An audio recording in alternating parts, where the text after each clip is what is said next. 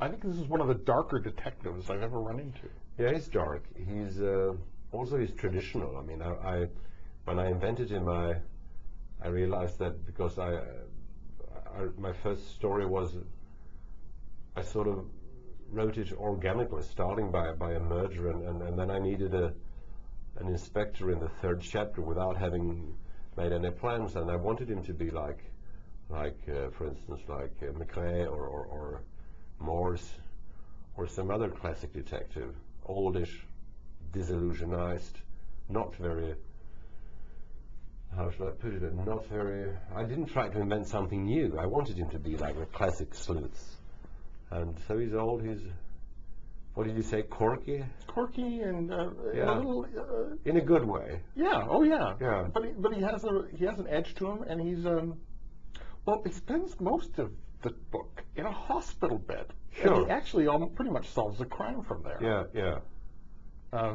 Which all kind of a throwback to Miss Marple from Agatha Christie, where she just used to sit, incontinent to her rocking chairs solving them. Well, there is one by Barbara Pym. What's her name? Barbara Pym? Yeah.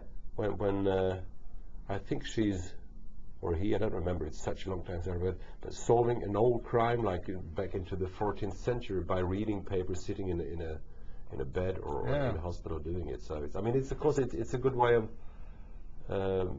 find a good perspective for telling the story. I mean, you got the police guys, they're working normally, and he's sitting in a hospital bed, and you can, because it's good to tell the story from different perspectives. So that's one way of doing it. But I mean, he's in the next book he's out of hospital, and in the book before this one he's not in hospital. So it's just one book.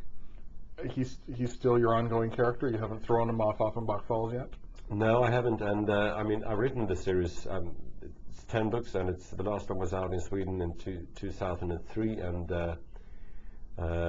well, I don't want to tell you what happened in the end, but he's in 10 books, and I think he's more depressed and darker in the earlier ones, and then eventually he develops into not somebody else, but I mean it's I mean, the series is over 10 years, and he changes over these 10 years. The inspector is going in for cancer surgery. I guess it's cancer of the bowel, or intestine or Colon, something. yeah. Colon. Yeah. And he, it's only just before they put him out that he seems to get really worried about it. It's like, is this the last moment I'll ever have? Sure. Because he wants to know what percentage of people die on the table, but he won't ask. No. He's trying to keep a stiff upper lip, and he's being, but I mean, sometimes at the same time he's shit nervous about this thing, of course. He's a very prideful man. He is. Yeah, he is. He's strange in many ways, but he's on the outside. He's not very likable. And staff are afraid of him. I mean, almost terrified. Yeah, some people are terrified of him, and it's. And to me, I mean, he's a good. He's got his golden heart, of course, as they all have, these sleuths, and it's almost as if he doesn't want to explore the evil or hunt down the murderers. He would like to do something different, but he has a kind of a moral imperative that tells him that you must do this, and that therefore he does it. But it's a series of 10 books, and after book number 5, which is a very nasty case, he decides to leave the police corps, and he, instead of being a police officer, he buys a small bookstore with antiquarian books. So from book number 6 to book number 10, he's sitting in a small bookstore selling books. But then the police, his former colleagues, they need help, and then they come in and ask him, so he's still there in the books, but he's not anymore as a police officer, and he's close to retirement. Is that why he's a happier character in those last books? Yeah, he's far happier. He